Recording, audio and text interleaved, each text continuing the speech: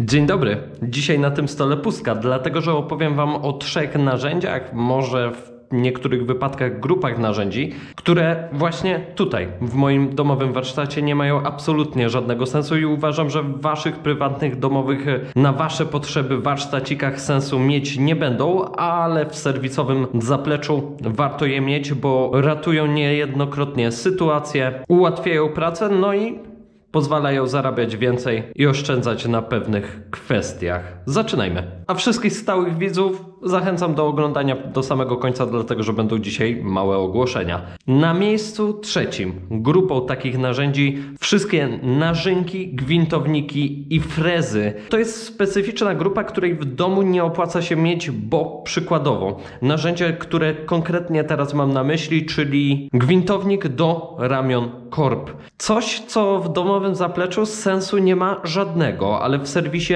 my mamy z Uniora.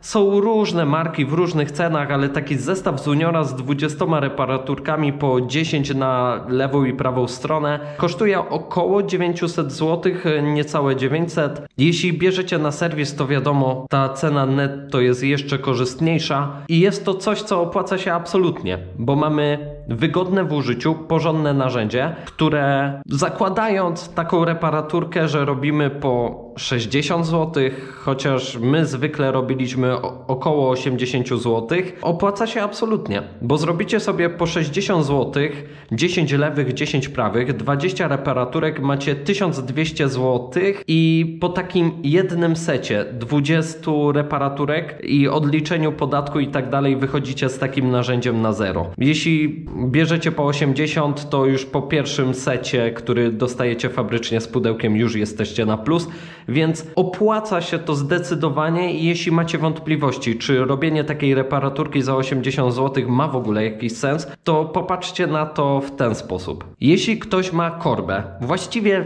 teraz w obecnych czasach to już nawet najtańsze szymanowskie korby są już w porównywalnej cenie do takiej reparaturki, ale ktoś mógłby powiedzieć, to się nie opłaca robić reparaturki, lepiej kupić nową. Okej, ale jeśli chcecie jeszcze przejeździć tylko rok, bo macie w planach na przykład zmianę całego roweru, no to nie opłaca się zmieniać korby, za którą często pociągnięta zostanie zmiana całego napędu, bo wyjechany łańcuch, wyjechana kaseta nie siądzie na nowej korbie, będzie to chrupać i tak będzie trzeba wymienić cały napęd. A jeśli macie lepszą korbę, z której możecie ściągnąć blaty i przełożyć, no to taka lepsza korba i tak będzie wielokroć droższa niż 80 zł za reparaturę, więc takie reparaturki w przypadku korby zdecydowanie się opłacają. Tak samo frezy do ram, supportów, główek sterowych, jeśli mamy w jakikolwiek sposób uszkodzony taki element, to wystarczy kilka razy gwintowanie supportu czy coś takiego, bo cała rama będzie wielokrotnie droższa niż taka usługa, a to narzędzie w końcu kiedyś się zwróci, więc wiadomo, nie każde. Uważam, że nie każdy musi mieć frez do główki sterowej, szczególnie, że jak wiecie z ostatniego materiału, te elementy są bardzo drogie. Na przykład ten gwintownik do ramion korb, czy gwintownik do supportu, to są rzeczy, które potrafią oszczędzić ramę, korbę, które są bardzo drogimi elementami. I od razu przechodzimy do miejsca drugiego. Tutaj wszystkie stojaki z kategorii serwisowych. Jak sama nazwa mówi, chociaż nie zawsze one są tak nazywane, to te wszystkie stojaki powyżej powiedzmy 2000 zł moim osobistym zdaniem do domu nie mają żadnego sensu. Przerost formy nad treścią. Dlaczego powyżej 2000, a na przykład nie 1000? Bo są fajne stojaki w okolicy 1300-1600 zł, które fajnie się składają do kompaktowej formy. Jeśli ktoś mieszka w bloku albo w małym domku i nie ma miejsca na duży stojak, to taki fajnie składany, porządny stojak rozumiem, że ma sens, ale wszystkie stojaki z stałą bazą, jeśli nie macie gigantycznego garażu, to jest w domu absurdalny pomysł. No i oczywiście na skraju tego pomysłu stoją wszystkie elektroniczne stojaki, które w domu nie wyobrażam sobie, żeby stojak za 11 w przypadku Parktoola czy 13 000 w przypadku Uniora miał w domu jakikolwiek sens. I ktoś może powiedzieć, ale elektroniczny stojak w serwisie też nie, no nie, skończmy w tym miejscu. Ma sens absolutny, bo jeśli pracujecie samodzielnie i wyobraźcie sobie, no normalnie, legitnie pracujecie do okresu emerytalnego, wyobrażacie sobie, że dzień na dzień dźwigacie elektryki po 40 kg na ten stojak do samej emerytury, a tu nawet nie chodzi o podnoszenie tego roweru, bo to nie jest najgorszy dramat, ale taki elektroniczny stojak, jeśli pracujecie samodzielnie, właściwie stanowi za kolejnego pracownika serwisu, bo pozwala Wam ustawić ten rower w dowolny i wygodny dla Was sposób, bez konieczności ściągania go, ustawiania, przestawiania, no bo ciężko manewrować stojakiem takim analogowym w sytuacji, w której wisi na nim jakiś ciężki rower i w ogóle rozumiecie sytuację.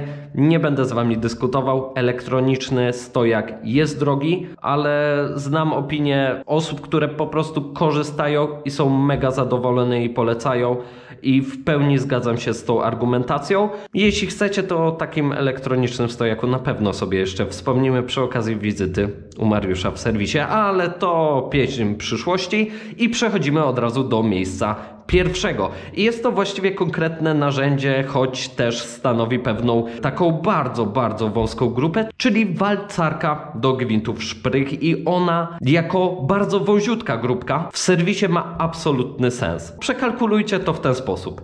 Macie szprychy, powiedzmy najpopularniej od 250, czy tam od 260 do 300, 310, co 2 mm.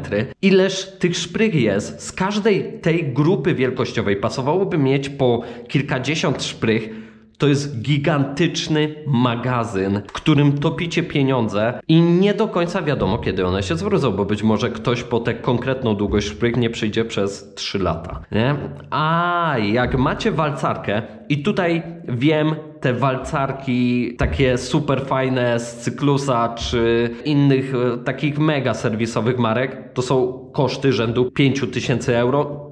Nie do końca o tym mówię. To jest bardzo hardkorowa cena i w Polsce, nie wiem, niecałe 20 000 złotych to i tak mega dużo, żeby sobie pozwolić na takie narzędzie. Myślę, że to są pojedyncze serwisy, ale my na serwisie mamy z Cyklo Tools takie narzędzie, które sprawdza się do pojedynczych szprych. Ze względu na tą plastikową wajchę nie do końca ona tak fajnie trzyma szprychy. Jak jest twarda szprycha, to zdarza się, że zaczyna się kręcić, ciężko ją utrzymać, ale Hozen ma swoją alternatywę i ta głowica do trzymania szprych jest taka, wiecie, jak w wiertarce i wydaje mi się, że to rozwiązanie byłoby dużo rozsądniejsze i tak jak z Cyklo około 700 zł trzeba dać, tak z Hozena to jest niecałe 900 i coś takiego myślę, że ma sens. Jeśli chcemy być kompleksowi i jeśli klient przychodzi po 2 szprychy, bo mu się urwały w takiej jakiejś tam długości, to mając tylko 300 czy tam 310 najdłuższe, jakie tam sobie wymarzycie, możemy w zaledwie 2-3 minuty dorobić każdą długość. Raz w życiu dorobiłem cały komplet, no to trzeba przecież kilkadziesiąt minut na tym posiedzieć, to całego kompletu szprych bym nie dorabiał. No bo to da się, ale męczące to jest i no nieopłacalne czasowo. Jeśli chcielibyście dorabiać masowe ilości tych szprych, to owszem, walcarka za 10, a taka mała walcareczka za niecałego 1000 na użytek serwisowy nam nieraz uratowała skórę. No a w domu czy mniejszym warsztacie, no myślę, że nie ma żadnego sensu. Także to jest moja lista. A jakie wy macie propozycje, które nie mają sensu w mikrowarsztaciku domowym, a w serwisie większym naprawdę potrafi zrobić robotę? Piszcie w komentarzach poniżej, a ja przechodzę płynnie do ogłoszeń. Otóż, moi drodzy, wiele się dzieje. Ktoś może kojarzy tę markę? Usłyszycie o niej ode mnie jeszcze trochę w niedalekiej przyszłości w materiałach. Tutaj mam końcówki, ktoś rozpoznaje? Ach, piękne to jest. No bo za tymi końcówkami podąża kolejny zakup, który mam, czyli filtr do wody. Nie no, nie będziemy zalewać rowerów wodą. Myślę, że wielu z Was domyśla się, że wielkimi krokami nadchodzi domowej roboty pompa próżniowa do amortyzacji i nie tylko, bo zrobię ją tak, myślę, że się jej nada do hamulców, których nienawidzę na docie. Postaramy się zrobić tak, żeby ją do tego również zaadoptować, więc to idzie wielkimi krokami jak ta paka. Też dużymi krokami zbliża się materiał, ależ to jest słodkie maleństwo. Strasznie to jest kompaktowe, nie? Wiecie co to? Moi drodzy, to jest zestaw do łożysk. Wyprasowywania, wprasowywania, mega kompaktowy. I powiem Wam, że ja bardzo lubię takie malutkie, słodkie rzeczy. To jest przepiękne. Zapodam sobie tu kawałek tylnego trójkąta i będziemy debatować na temat wyprasowywania, wprasowywania, ogólnie serwisu zawieszenia, ale nie tej części zawieszenia, która najczęściej na moim kanale gości, czyli amortyzacji, a tych wszystkich połączeń, które dbają o to, żeby to śmigało w rowerze płynnie, czyli łożyska, wyciąganie, wkładanie, no i o tym zestawie innych, jak to robić z sensem, też będzie. Wielu z Was już po moich komentarzach, jak Wam odpisuję, czy to na maile, bo piszecie wiele propozycji końcówek do pompowania, tych bezstratnych. Nie przestawajcie, jeśli macie jeszcze jakieś inne pomysły, piszcie dalej. Nakupiłem tych końcówek tyle, że po prostu głowa mała, tu jest raptem ich parę, będzie materiał o nich, masakra. Staram się zrobić finalny materiał o pompce wysokociśnieniowej do amortyzacji, z tymi końcówkami też o zestawie do butli z azotem. Ach, i zapomniałbym jeszcze o tym gigantycznym bad boyu na serwisie. Tak, o łapie do damperów też będzie. I w ogóle szafki tutaj kupiłem sobie, ale nie mam gdzie ich włożyć, bo jeszcze się nie ogarnąłem z podłogą. Ale to wymaga czasu i po prostu musi mi to jeszcze chwilę zająć, bo kompletowanie nie tylko części, ale też mojej wiedzy, no tego czasu pochłania dużo. Widzicie, staram się w międzyczasie tutaj coś jeszcze poogarniać. Schodzi trochę czasu, przyznam szczerze. Bardzo dziękuję wszystkim za cierpliwość, patronom za wspieranie tego, bo dzięki Wam to wszystko naprawdę trzyma tempo, bo grubo ponad roku nie odpuściłem sobie materiałów w niedzielę i święto, więc tyle na dziś właśnie. Dziękuję za oglądanie i widzimy się w kolejnym materiale już niedługo.